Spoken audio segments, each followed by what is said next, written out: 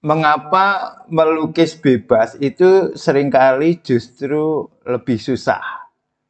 Assalamualaikum warahmatullahi wabarakatuh. Welcome to Painting Explorer Channel. Rekan-rekan mahasiswa kuliah seni lukis Advent Kampus Lukis Painting Explorer. Malam ini dalam kuliah seni lukis Advent kita akan membahas ya, mengapa seringkali itu kita ketika mendapat tugas membuat lukisan bebas gitu ya, itu malah terasa kesusahan. Ini saya lihat juga ya, misalnya ketika saya mengisi kuliah di ISI Yogyakarta. Di ISI itu kan seni lukis ketika mulai mahasiswa dibebaskan memilih tema tertentu dan memilih objek tertentu itu ketika seni lukis yang keempat. Yang pertama kan ada en plein air, itu harus menggunakan tugas tertentu, yaitu melukis objek di luar ruangan gitu ya. Kita hadir ke suatu lokasi terus kita melukis langsung di sana. Terus yang kedua melukis realistik ya, melukis apa adanya, mendapatkan satu objek dan dilukis apa adanya. Lalu yang ketiga deformasi, objeknya masih ditentukan, deformasinya ditentukan, lalu mahasiswa mengerjakan. Jadi tugas-tugasnya itu sesuai dengan apa yang diminta oleh dosen. Lalu yang keempat, nah ini mulai ada seni lukis representasi, mahasiswa mulai merepresentasikan sesuatu. Dan seni lukis selanjutnya, seni lukis konsep maupun TA tentu saja sudah membuat lukisan-lukisan pribadi. Nah demikian juga ya di kampus lukis Painting Explorer itu ada 5 kelas kan. Kalau kelas sit-in itu baru melihat-lihat perkuliahan. Kalau kuliah seni lukis placement itu semacam tes, kemudian sketsa dan still life ya. Kelas selanjutnya itu melandasi sang seniman itu dengan 2 jalur sekaligus ya. Yang pertama sketsanya itu untuk melatih spontanitas bentuk ya, keberanian menggaris. Lalu yang still life-nya itu kecepatan bentuk. Jadi dua ini bersamaan kita berikan ya di kuliah sketsa dan still life. Kemudian di kelas lain, kelas yang lebih tinggi lagi yaitu kuliah seni lukis elementer. Nah, di sini mahasiswa diberi beragam pengetahuan seni lukis ya, dari materialnya, ada material basah, material kering, ada cat minyak, cat poster, cat air dan sebagainya. Lalu tema tekniknya macam-macam. Nah, temanya itu tuh masih ditentukan oleh dosen ya. Dalam saya berikan tugas-tugas, misalnya tugas 1 en plein air, tugas 2 en plein air-nya semakin ke tempat yang lebih terbuka lagi, ke ruang publik yang lebih ramai lagi. Kemudian nanti juga ada nirmana yang ditentukan, ada deformasi yang ditentukan dan sebagainya. Jadi masih berdasarkan penugasan, masih ada objek tertentu, tugas tertentu yang diberikan dosennya. Namun ketika masuk di seni lukis Advent itu mahasiswa menentukan sendiri, bentuknya seperti apa ditentukan sendiri, objeknya seperti apa ditentukan sendiri. Namun seringkali mahasiswa juga justru kebingungan, ini mau melukis apa gitu kan. Itu sering saya lihat ya, fenomena seperti itu. Maka teman-teman coba malam ini kita bahas dan bagaimana solusinya. Baik, sebelumnya kita presensi dulu rekan-rekan yang ada di kuliah seni lukis Advent Kampus Seni Lukis Painting Explorer. Ada Mas Widi Indrayanto yang ini juga akan ikut pameran ya, Pak. Painting Explorer akan pameran pembukanya tanggal 25 Januari 2025 jam setengah 8 malam, pameran hasil kompetisi sketsa mainkan garismu. Nah, Mas Widi ini salah satu nominator ya. Di Painting Explorer kelas Advent ini juga ada Mas Deko Strita atau Mas Art for Life. Nah, Mas Deko Strita ini menjadi salah satu juri ya di kompetisi sketsa mainkan garismu. Baik rekan-rekan, mengapa itu bingung ya? Karena ya wajar ya, setelah diberikan tugas ya, setelah kampanye, setelah dituntun terus melangkah pertama kali dengan ke pilihan sendiri itu sesuatu yang tidak mudah ya, itu wajar itu. Terus bagaimana cara menentukan pilihannya? Nah, ini paling nggak kan ada dua aspek ya. Pertama adalah aspek bentuk, kemudian aspek eh, konsepnya, atau aspek idenya, atau aspek temanya. Nah, konsep bentuk, pertama bentuk mau melukis dengan bentuk apa, dengan gaya apa, dengan material apa, itu faktor kebentukan. Kalau masalah ide, tema, gagasan itu yang mau dilukis apa, gitu. Nah, sekarang kita mulai dari faktor kebentukannya. Kebentukan ini mulai dari apa yang mau dipilih dulu, apa yang mau digunakan ya materialnya, apakah material kering, material basah, apakah dengan kertas, ataukah dengan kanvas, ataukah dengan material-material yang tidak konvensional. Nah, itu semua adalah pilihan. Sampai ke teknik bagaimana menggoreskannya, apakah tipis-tipis, apakah tebal-tebal, apakah dia itu nanti caranya ya, apakah dia dengan alat, apakah dia dengan secara langsung. Nah, itu semua dalam faktor kebentukan. Nah, pertama dari material.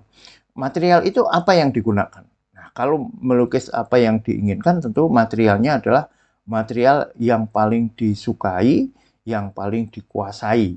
Nah, gitu. Kalau teman-teman memang menggemari cat minyak, ya cat minyak digunakan. Kalau memang teman-teman menggemari akrilik, ya akrilik.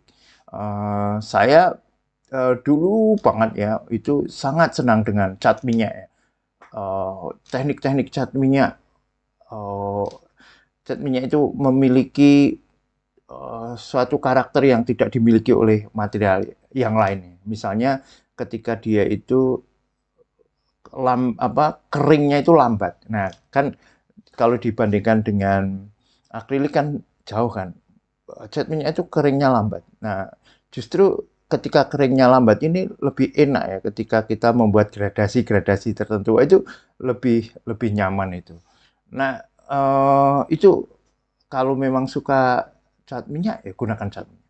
Kemudian saya juga karena cat minyak ini punya kelemahan yaitu baunya ya, baunya sangat menyengat gitu.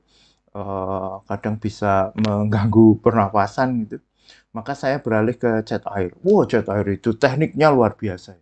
Tekniknya menyenangkan ya. Kalau istilah saya itu cat air itu lukisannya belum jadi, itu gambarnya udah senang dulu gitu kan. Melukisnya itu sudah sangat nikmat ya. Bagaimana ketika misalnya kita wet on wet, wah luar biasa. Nah itu mana yang disukai teman-teman pilih. Sekarang saya banyak memakai akrilik ya, karena akrilik itu praktis, cepat kering, cepat kelihatan jadinya gitu kan. Juga bisa digunakan dengan berbagai macam teknik juga ya, meskipun berbeda dengan cat air dan cat minyak. Nah jadi mana yang dipakai itu teman-teman ya. Saya memang jarang sekali mengeksplorasi media kering ya, entah itu pastel, entah itu ballpoint, entah itu charcoal ya. Saya jarang sekali ya karena saya tidak terlalu menggemari itu ya. Maka tidak saya pakai. Saya paling membuat itu ketika tugas dulu ya. Tugas atau ya sekali waktu saya pengen ya coret-coret gitu ya. Tetapi kalau memang teman-teman tidak menginginkan material itu ya karena ini pilihan pribadi ya nggak perlu dipilih gitu ya, nggak perlu dipilih gitu.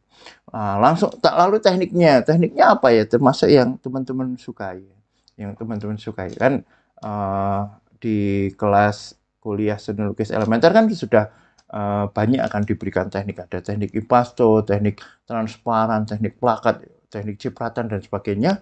Nah itu bisa dipraktekkan, bisa dipraktekkan. Kalau teman-teman suka dengan pena bambu dan tinta Cina sebagaimana sketsa, ya nggak apa-apa. Lukisan bahkan bisa mengeksplorasi sketsa. Gitu ya. Jadi kalau masalah material itu teman-teman benar-benar memiliki kebebasan untuk memilihnya.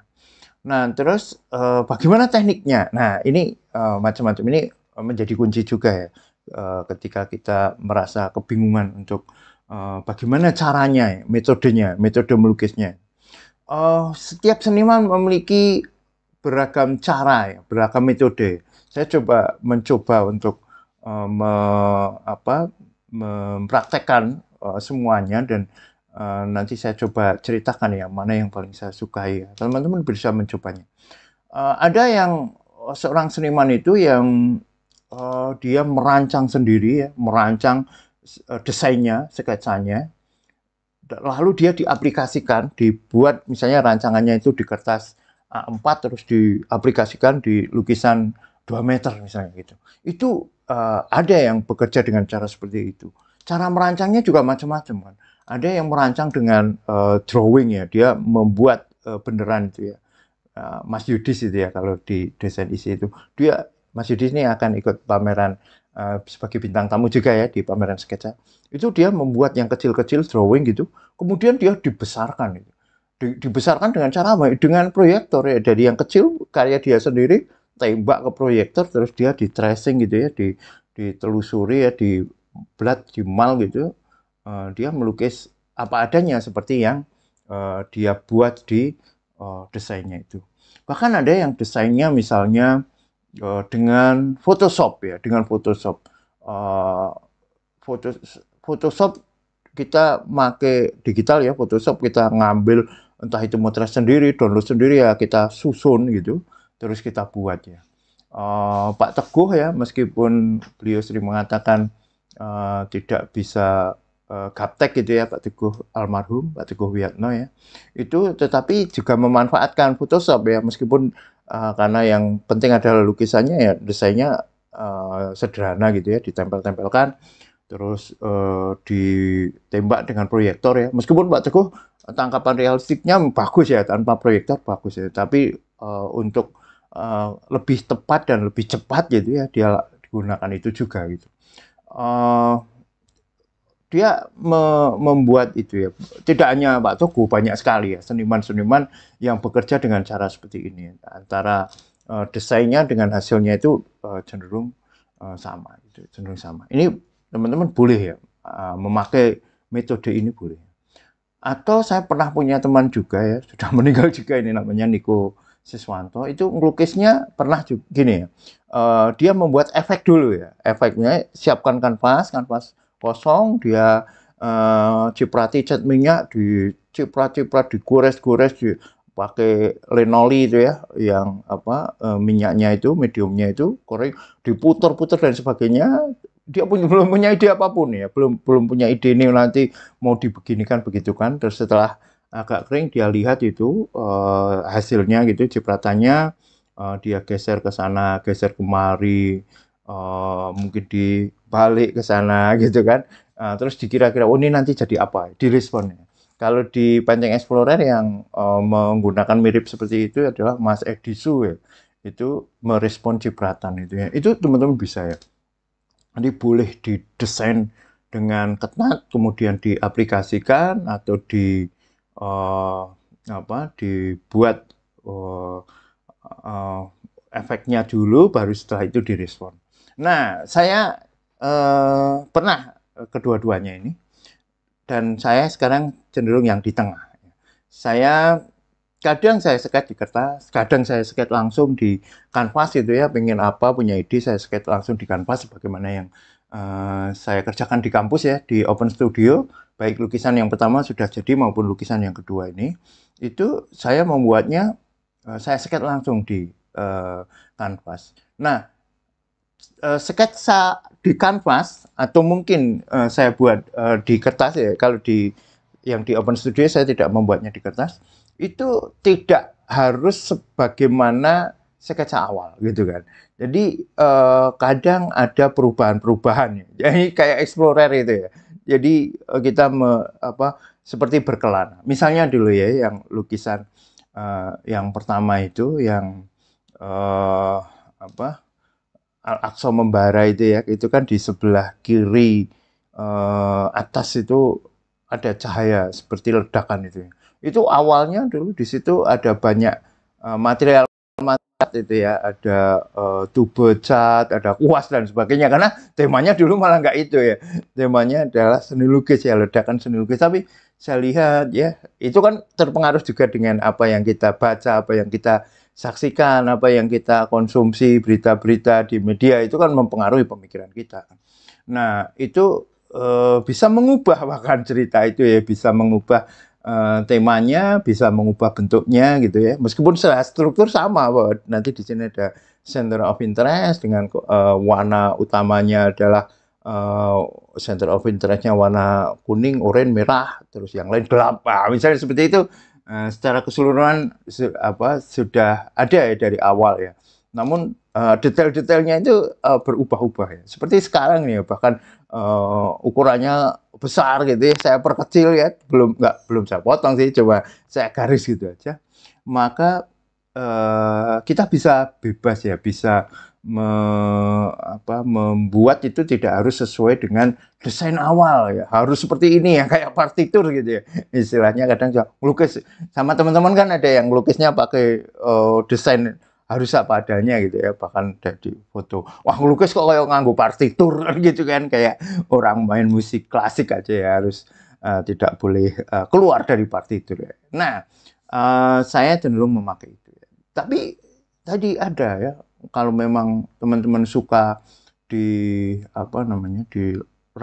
dulu ya nggak apa-apa, atau teman-teman suka merespon juga nggak apa-apa gitu. Nah, lalu masalah tema ya. Masalah tema itu sebenarnya kan bisa kita lihat sebagai tema yang ada di dalam diri ya, dekat dengan diri kita, atau tema yang ada di luar gitu ya. Di luar diri kita maksudnya tidak secara langsung kita rasakan. Kalau yang kita rasakan ya pengalaman sehari-hari, cerita-cerita kita, kehidupan kita ya.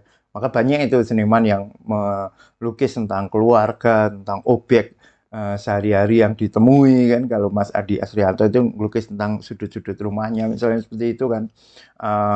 Ada cerita tentang masa kecil gitu kan, hubungan dengan ibu dan sebagainya, itu kisah-kisah tentang diri sendiri. Tetapi bisa juga tema itu tema tentang di luar diri kita ya, misalnya tentang ekonomi suatu negara, suatu politik, sejarah dan sebagainya. Itu kan tidak secara langsung ya, bukan persoalan pribadi personal.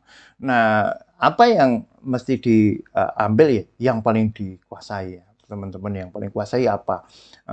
Karena pengalaman pribadi itu cenderung lebih banyak dikuasai, maka banyak seniman yang membuat itu gitu kan. Karena kalau dia mau ngomong yang lain kan merasa tidak mampu ya. Kalau teman-teman mampu ya tema-tema yang ada di luar itu bagus juga untuk dieksplorasi. Itu ya. Jadi sebenarnya mulai mana yang paling suka, materialnya mana yang paling suka, tekniknya mana yang paling suka, objeknya mana yang paling dikuasai gitu, maka mulailah itu, dan itu akan menjadi karya dengan objek yang datang dari diri sendiri ya, bukan penugasan. Nah, untuk mahasiswa kuliah seni lukis advance jangan ragu-ragu ya. Kalau misalnya mau memulai melukis apa itu masih bingung-bingung ya, silahkan berkonsultasi ya. Misalnya teman-teman boleh nanti lewat live chat bertanya, atau boleh bertanya di grup Kampus Lukis Painting Explorer, atau Japri, nggak apa-apa ya, Japri boleh pakai voice note, boleh pakai teks gitu, Japri di WA. Saya akan mencoba menjawab langsung jika itu memungkinkan, mungkin jawabannya pendek gitu, atau saya coba jawab lewat kelas seperti ini ya, saya respon insya Allah jika itu memang perlu jawaban-jawaban yang lebih ini ya, yang lebih rinci, lebih rigid itu. Itu teman-teman, saya tunggu, monggo kalau memang teman-teman pengen mendiskusikan tentang hal ini, saya tunggu di WA, di live chat, atau ketika kita pas ketemu besok ya, pas pameran lukisan ya, pembukaan tanggal 25 Januari 2025 pukul 19.30 di Grand Rohan Jogja ya, Grand Rohan Jogja depan CEC. Kita ketemu, kita ngumpul, kita ngobrol bisa ya. Itu teman-teman materi kuliah kita malam ini di Painting Explorer. Mari kita eksplorasi. Thank you very much. Assalamualaikum warahmatullahi wabarakatuh. Mari kita eksplorasi. Di Painting Explorer, mari kita eksplorasi.